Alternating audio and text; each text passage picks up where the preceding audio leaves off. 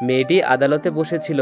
তখন অপর পাশে থাকা পুলিশ অফিসার একটি ট্রাফিক টিকিট তুলে ধরে বিচারককে বললেন যে তিনি মেয়েটিকে হাইওয়েতে গাড়ি চালানোর সময় বাম হাতে ফোনে মেসেজ করতে দেখেছেন। মেয়েটির লয়ার তার দিকে তাকিয়ে হালকা হাসলেন, কারণ তারা দুজনেই বুঝতে পেরেছিলেন কয়েক মুহূর্তের মধ্যেই এই পুলিশ অফিসার সবার সামনে হাসির পাত্র হতে যাচ্ছে। বিচারক জিজ্ঞাসা করলেন, তুমি কি গাড়ি চালানোর সময় বাম হাতে ফোনে মেসেজ করছিলে? মেয়েটি উত্তর দিল, না। সঙ্গে সঙ্গে পুলিশ অফিসার নিজের ব্যাজে হাত রেখে বললেন, ও আদালতে মিথ্যা কথা বলছে। আমি নিজের চোখে পরিষ্কার দেখেছি ওর বাম হাত ফোনে ছিল আর ডান হাত ছিল স্টিয়ারিং এ। এ ব্যাপারে আমি আমার ব্যাজের সম্মান বাজি রাখতে পারি। মেয়েটি তখন হাসি চেপে রাখার চেষ্টা করছিল।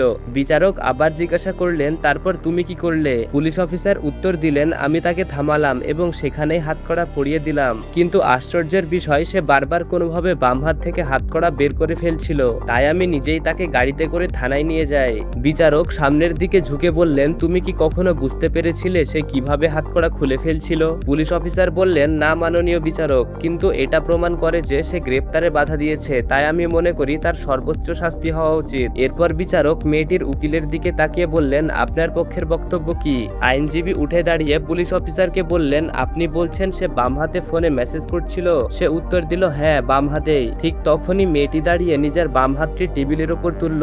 হাসি সামলানোই কঠিন হয়ে যাচ্ছিল, কিন্তু সবার চোখ তখন তার হাতের দিকে। হাতটি কনুইয়ের আগেই শেষ হয়ে গেছিল।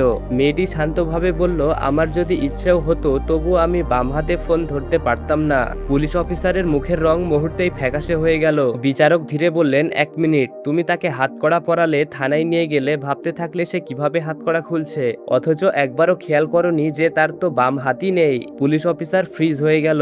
এরপর বিচারক আবার মেয়েটির দিকে তাকিয়ে জিজ্ঞাসা করলেন, তাহলে বলো, তুমি কি ফোন ব্যবহার করছিলে? মেয়েটি তার কাটা হাতটি তুলে বলল, ঈশ্বরের নামে শপথ করে বলছি মাননীয় বিচারক, না।